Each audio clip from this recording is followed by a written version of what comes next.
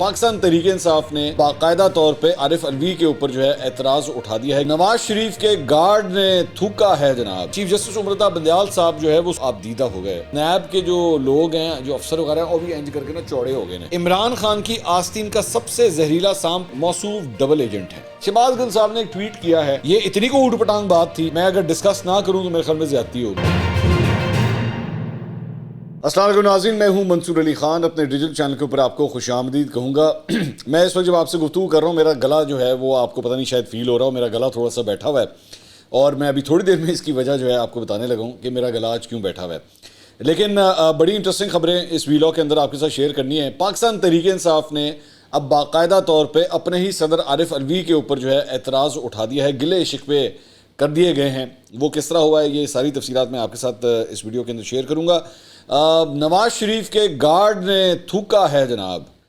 کس پہ تھوکا ہے، کیوں تھوکا ہے، اور وجہ کیا بنی، یہ ساری ڈیٹیلز بھی آپ کے ساتھ شیئر کریں گے۔ شہباز گل صاحب کی ایک بڑی مضحکہ خیز تجویز سامنے آئی ہے، اور اس کے ساتھ ساتھ عادل راجہ صاحب نے جو ہے وہ پاکستان تحریک انصاف سے جڑے کسی شخص کے اوپر ایک بڑی عجیب قسم کی بات کی ہے۔ یہ سارا کچھ آپ کے ساتھ اس ویڈیو کے اندر میں شیئر کرنے جا رہا ہوں۔ لیکن سب سے پہلے آپ سے یہ ریکویسٹ کہ چینل کو اگر آپ نے سبسکرائب نہیں کیا تو اسے سبسکرائب کیجئے۔ 7,56,000 اب ہمارے سبسکرائبرز کمپلیٹ ہو چکے ہیں، اور اب ہم آہستہ آہستہ اس 8 لاکھ سبسکرائبرز کے ٹارگٹ تک جو ہے وہ ہم پہنچ رہے ہیں۔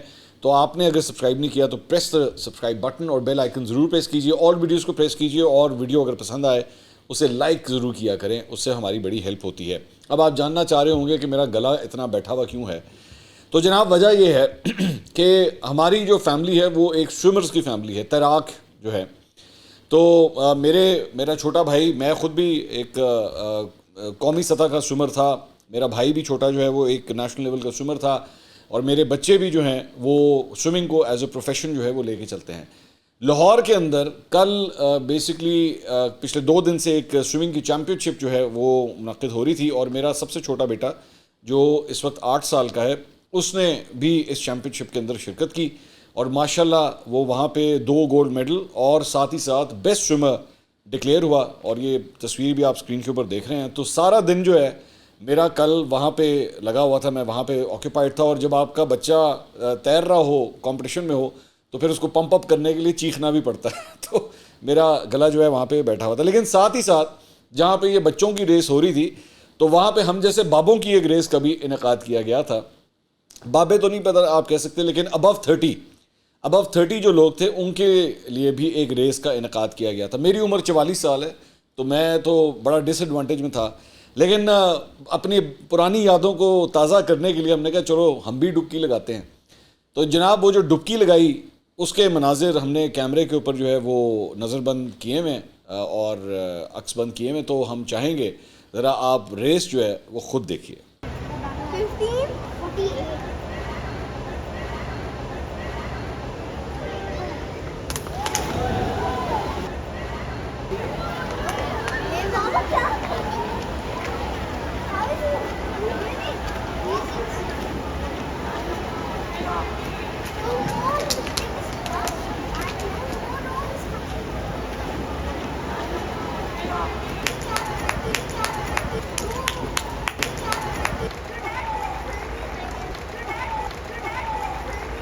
Very good race between lane number 4 and 5.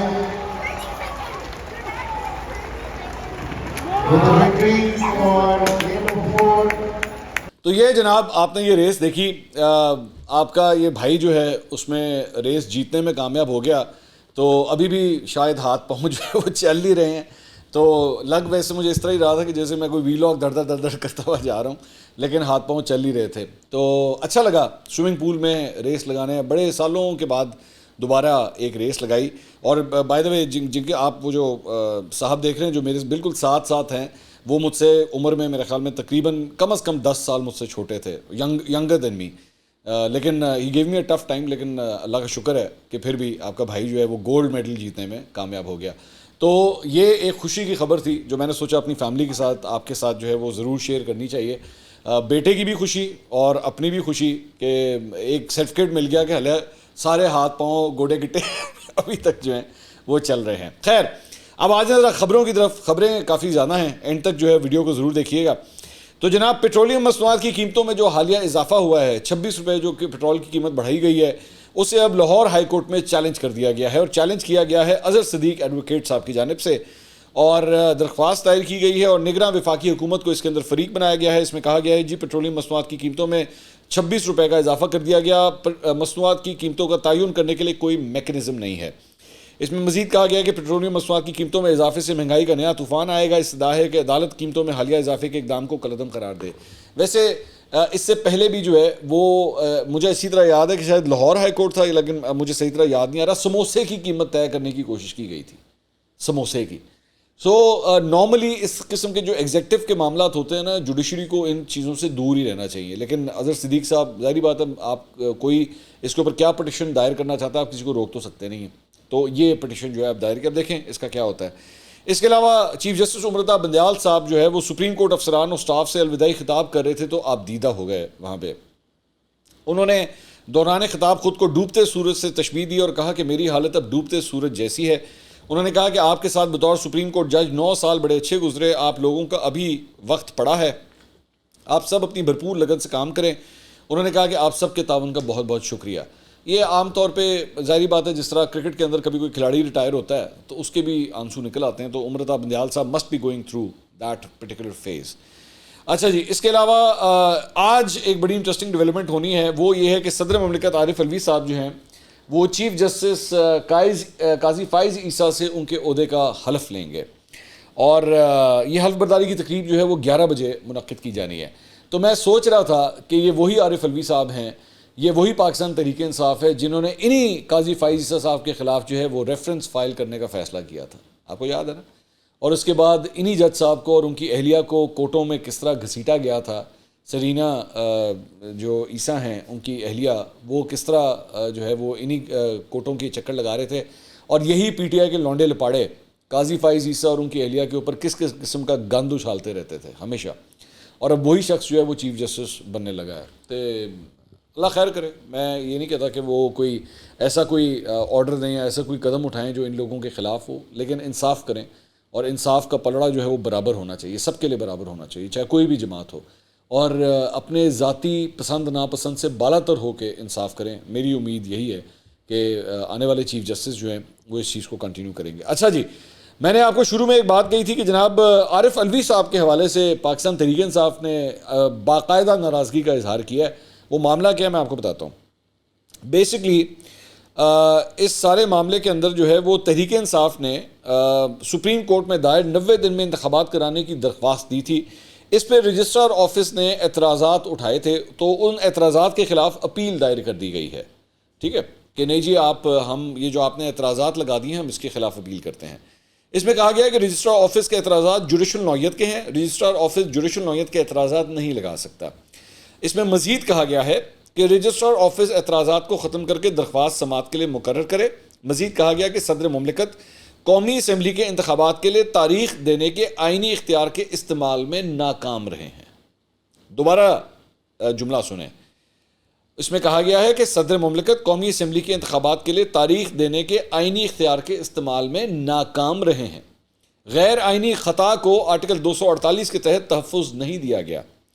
Registrar supreme Court کا صدر مملکت کو فریق بنانے پر عائد کردہ اعتراض درست نہیں, اعتراضات ختم کر کے کیس سماعت کے لیے مقرر کیا جائے. واضح ہے کہ رجسٹرار سپریم کورٹ نے پی ٹی آئی کی آئینی درخواست اعتراض لگا کر واپس کر دی تھی. اس میں سے ایک اعتراض یہ تھا کہ جی آپ صدر مملکت کو اس کے اندر فریق نہیں بنا سکتے, جو پی ٹی آئی نے پٹیشن کی تھی. تو اب وہ یہ خود کہہ رہے ہیں کہ جی وہ اپنی آئینی ذمہ داری پوری کرنے میں ناکام ہو گئے ہیں عارف الوی صاحب. تو یہ ناراضگی کا ایک ایلیمنٹ جو ہے وہ اس ساری چیز کے اندر یہ ہے. اس کے علاوہ عمران خان صاحب کے جو بیسکلی سائفر کیس میں ضمانت جو ہے وہ ریجیکٹ ہوئی تھی, جو درخواست تھی, تو اسلام آباد ہائی کورٹ میں درخواست سے ضمانت دائر کر دی گئی ہے جسے سماعت کے لیے مقرر کر دیا گیا ہے. سلمان صفدر صاحب نے یہ درخواست جو ہے عمران خان صاحب کے بہاف کے اوپر دائر کی ہے, اور انہوں نے کہا ہے جی استغاثہ نے بدنیتی پر مبنی مقدمہ درج کیا اور مجھے بدنیتی سے اس من گھڑت مقدمے میں نامزد کیا. 14 ستمبر کو آفیشل سیکرٹ ایکٹ کی خصوصی عدالت نے بے ضابطگیوں اور استغاثہ کے متعدد تضادات کو مکمل طور پر نظر انداز کرتے ہوئے درخواست سے ضمانت مسترد کر دی. تو یہ جناب ایک ڈیولپمنٹ یہ ہے. اس کے علاوہ نیب ترامیم کیس پر سپریم کورٹ کا فیصلہ آنے کے بعد chairman NAB lieutenant general retired Nazir Ahmed Butt صاحب نے نیب کا اہم اجلاس پیر کو طلب کر لیا ہے. نیب نے ایڈیشنل پروسیکیوٹر جنرل اکبر تارڑ کو قائم مقام پروسیکیوٹر جنرل تعینات کر دیا ہے، اور prosecutor general NAB Asghar Haider کو مستعفی ہونے کے بعد یہ عہدہ جو ہے وہ خالی ہو گیا تھا۔ میں نے آپ کو اپنی ایک ویڈیو کے اندر آج سے ایک دن پہلے ہی آپ کو بتایا تھا کہ یہ جو نیب کی ترامیم کے حوالے سے جو فیصلہ آیا ہے سپریم کورٹ کا، اس کے بعد نیب کے جو لوگ ہیں، جو افسر وغیرہ ہیں، وہ بھی انج کر کے نا چوڑے ہو گئے ہیں کہ آجو بھی چھٹیاں کانٹے انہوں نے بھی جو ہے نا وہ تیز کرنا شروع کر دی ہیں کہ یہ ہماری پاور جو ہیں وہ ساری کی ساری واپس آ گئی ہیں۔ اچھا جی، اس کے علاوہ ایک اور خبر جو ہے وہ ہے نواز شریف صاحب سے ریلیٹڈ۔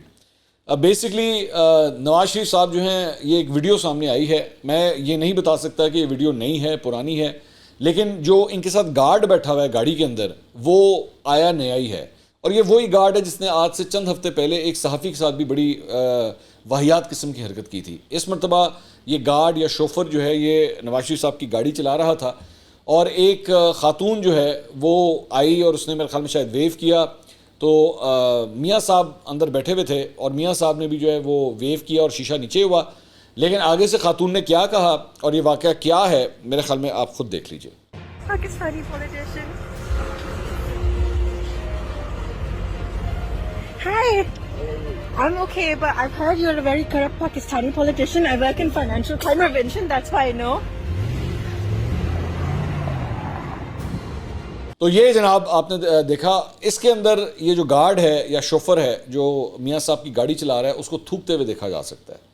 اب اسی گارڈ نے اس سے پہلے بھی بڑی ایک واہیات حرکت کی تھی، یہ پاکستانی نہیں ہے، یہ مطلب امپورٹڈ مال لگتا ہے، اور اس نے پہلے بھی ایک بڑی واہیات حرکت کی تھی۔ تو مجھے نہیں پتا کہ اس کو نون لیگ کی جانب سے کیا انسٹرکشن دی گئی ہیں، but this is no way to actually react to someone. میں جانتا ہوں کہ ظاہری بات ہے اس خاتون نے یہ کہا کہ جی آپ کرپٹ ہیں، یہی بات کی اس نے، تو لیکن اس کا طریقہ کار جو ہے نا وہ یہ نہیں ہے کہ آپ اس قسم کی حرکت جو ہے وہ کسی خاتون کے ساتھ جو ہے وہ یہ کریں۔ آپ سمپل شیشہ اوپر کر کے گاڑی لے جاتے جس طرح آپ لے گئے بعد میں۔ یہ تھوکنے شوکنے کی مجھے سمجھ سے باہر ہے کہ یہ مجھے مطلب آپ گوال منڈی میں کھڑے ہوئے ہیں یا پنجاب کے کسی علاقے کے اندر ہیں، آپ اس طرح کی حرکتیں کر رہے ہیں، آپ یو کے اندر ہیں۔ اچھا جی، اس کے علاوہ پاکستان تحریک انصاف کی ایک سابقہ ایم این اے منزہ حسن صاحبہ جو ہیں وہ مطلب بڑی پرانی پی ٹی آئی کی فالوور اور رہنما اور کارکن تھیں، لیکن ابھی چند ہفتے پہلے جو ہے ان کو ایک دم آئیڈیا ہوا کہ میں نے 9 مئی کی مذمت کرنی ہے۔ انہوں نے 9 مئی کی مذمت کی اور انہوں نے پی ٹی آئی چھوڑ دیا، اور وہ سارا کچھ جو ہے وہ جو پورا ایک پیکج ہوتا ہے وہ پورا پیکج انہوں نے دیا، اب تو میں پیکج ہی کہوں گا اس کو میں۔ تو انہوں نے جناب اب جہانگیر ترین صاحب سے انہوں نے ملاقات کر لی ہے، اور آئندہ کچھ روز میں استحکام پاکستان پارٹی کے اندر باقاعدہ شمولیت کا وہ اعلان کرنے جا رہی ہیں۔